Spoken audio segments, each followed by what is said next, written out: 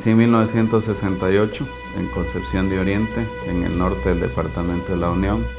Hugo Roger Martínez Bonilla es el candidato a presidente del FMLN. Proviene de un hogar de clase media-baja.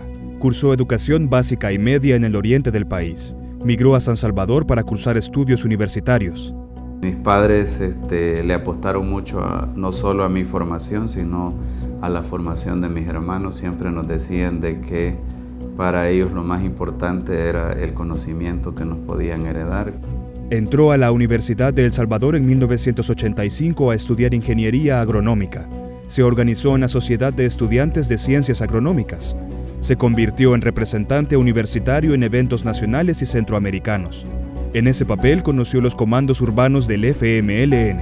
Yo tuve una formación político-militar, pero como te digo, mi participación fue principalmente en el ámbito político. Si tú me preguntas, ¿participaste en la ofensiva militar, etcétera? Sí, como dirigente político. Después de los acuerdos de paz, fue el primer coordinador de la juventud FMLNista. Yo fungí únicamente 2 años como coordinador general de la juventud y luego fui electo para un cargo en la comisión política del FMLN. En 1994 fue elegido diputado suplente de Gerson Martínez, pero no ejerció porque viajó a Costa Rica y a Francia a estudiar 2 maestrías. Entre los años 1999 y 2003, regresó a trabajar a la UES y al FMLN. En ese periodo ganó su primera diputación. Yo conocí a Hugo Martínez, si mal no recuerdo, exactamente en el año 99. A ambos nos eligieron como miembros de la Comisión Política del Frente y a mí como coordinador general. En 2004, el FMLN perdió las elecciones ante Elías Antonio Saca. Entonces, Hugo Martínez renunció a la cúpula y se unió a otros dirigentes que impulsaron la candidatura de Óscar Ortiz como secretario general del partido.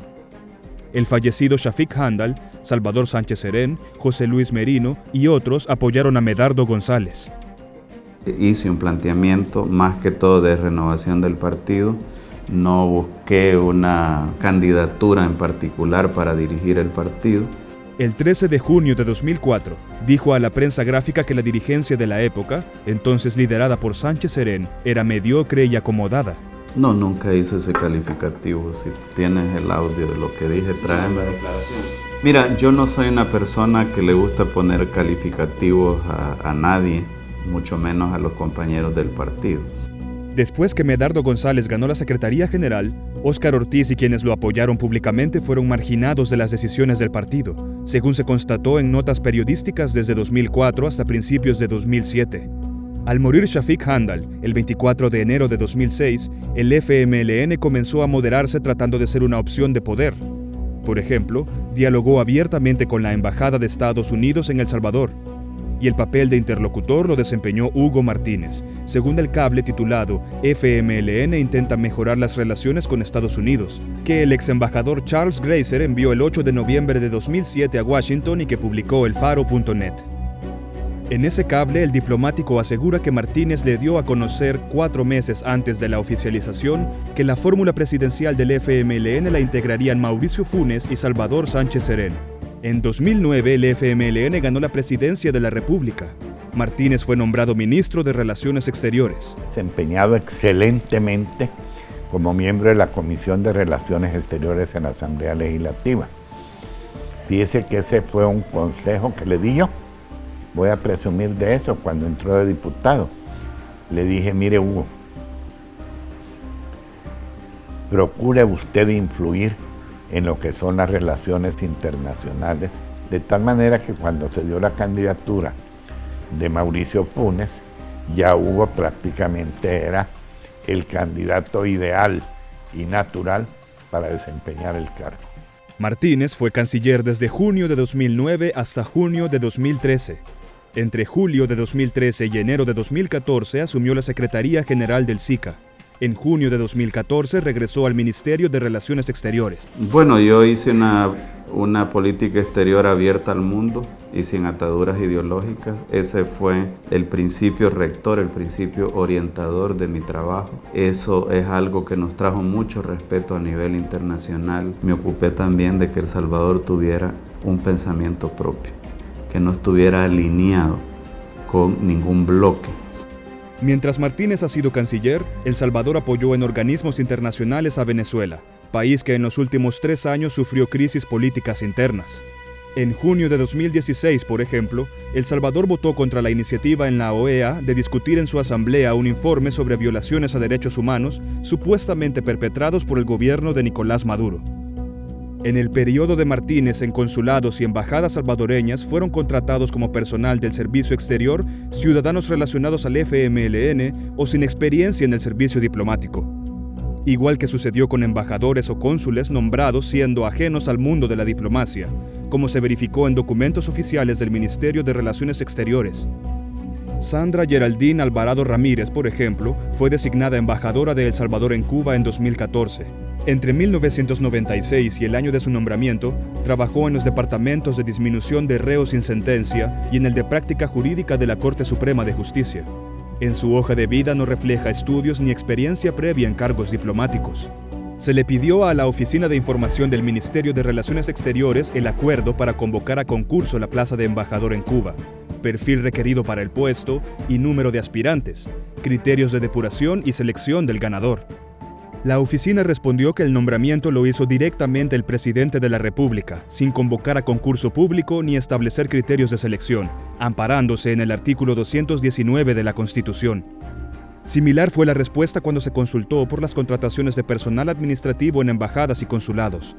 Los titulares, amparándose en el artículo 15 de las normas técnicas de control interno específico de la Cancillería, pueden argumentar interés de carácter estratégico para no establecer criterios de selección y contratar directamente.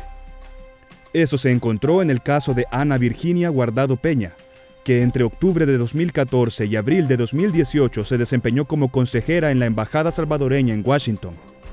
Graduada en periodismo antes de asumir, trabajó en el FMLN, medios de comunicación y en la Secretaría de Asuntos Estratégicos. También en el caso de Andrea Elizabeth Gallego Sotero, que desde octubre de 2016 hasta agosto de 2018 se desempeñó como asistente administrativo en el Consulado de El Salvador en Las Vegas, Estados Unidos. Según su hoja de vida, se graduó como bachiller high school en 2009. No refleja experiencia laboral de ningún tipo. Y en el caso de Daniel Enrique Ortiz Tovar, que desde 2010 hasta 2014 fue contratado como empleado administrativo en el Consulado de El Salvador en Montreal, Canadá. En la información oficiosa que el Ministerio de Relaciones Exteriores publicó en línea, se encontró el contrato de suministro de servicio número 13-2016 que Hugo Martínez firmó con la empresa Agencia Internacional de Viajes Panamex el 12 de febrero de 2016 para la compra de boletos aéreos para los viajes de los empleados del servicio exterior. El contrato fue por $654,615. Panamex fue fundada el 24 de julio de 1984, según el libro 0413 del Centro Nacional de Registros. Entre 2007 y 2008 fungió en la junta directiva de la empresa Tania Molina Ábalos. Tania Molina Ábalos se desempeñó como jefa de gabinete del Ministerio de Relaciones Exteriores entre junio de 2009 y mayo de 2012, y sus funciones, de acuerdo con su hoja de vida, eran asesorar al ministro, preparar su agenda, coordinar el despacho ministerial, entre otros. De julio de 2013 a julio de 2017, se desempeñó como asesora de la Secretaría General del SICA, según su hoja de vida. Molina Ábalos fundó el 30 de mayo de 2007 la agencia de viajes Travel Mall, junto a Karen Mirlena Molina Espinosa, de acuerdo con el libro 188, folios 107 al 108, archivado en el Centro de Registros. Karen Mirlena Molina Espinosa firmó el contrato citado con el Ministerio de Relaciones Exteriores como representante de Panamex. Este mismo contrato lo avaló Hugo Martínez.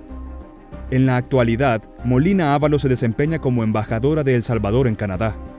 El 29 de noviembre de 2018, se pidió a la Oficina de Acceso a la Información Pública las copias de todos los contratos que la Cancillería firmó con las empresas que le proveyeron servicios de boletos aéreos desde junio de 2009 hasta mayo de 2018. Todas las misiones oficiales en las que participó Hugo Martínez mientras fue funcionario y otros puntos para determinar las condiciones en las que fue contratada Panamex. El plazo legal para responder venció el 3 de enero de 2019. Al cierre de este perfil aún no había respuesta. El 29 de mayo, Hugo Martínez fue declarado ganador en las elecciones internas del FMLN. venció a Gerson Martínez. La candidatura, en este caso de Hugo y Karina, no solo está en relación con las elecciones, es que ahí hay un proceso interno de disputa del control del partido y que incluso una derrota es un elemento a favor de este grupo que quiere tomarse el partido. Entonces ahí hay un grupo vinculado a ciertas actividades agrícolas y también al proyecto esto de hacer de la zona oriental un polo de desarrollo, el tema del puerto, un aeropuerto. Entonces ahí aparece también vinculado el presidente de CEPA. Si habláramos en términos de izquierdas y derechas, vendría a ser como la derecha dentro del partido. Entre enero de 2014 y diciembre de 2016, el FMLN recibió $4.156.575 en donaciones, de acuerdo con información que el partido proporcionó a la ONG Acción Ciudadana. Hay partidos, como por ejemplo el FMLN, que al menos en su contabilidad formal lo que nos muestra es que en muchos años es el financiamiento público el que al final termina aportándole más dinero al partido. Y personas naturales con donativos bajos, o sea, no con donativos grandes de empresas. En 2017 detectamos que la mayoría de los financistas del partido político provienen de militantes y funcionarios públicos. Por ejemplo, en 2017 encontrábamos diputados que estuvieron en la legislación anterior, diputados que han sido electos en esta nueva legislación, funcionarios públicos, es decir, una gama diversa de funcionarios, personas que están en el gobierno y que aportan al partido político una cuota partidaria. El 22 de octubre de 2018 se presentó al partido una solicitud de información requiriendo gastos de la campaña interna, padrón de afiliados y otros puntos para calcular cuánto dinero recibió el partido como donaciones. La petición fue entregada a la secretaria porque el oficial de información se negó a recibirla. Hasta el cierre de este perfil no se había obtenido respuesta. Acción Ciudadana dio a conocer que entre noviembre y diciembre del año pasado, el FMLN invirtió $3.450.953 en la campaña. Como debes saber también, es una campaña modesta.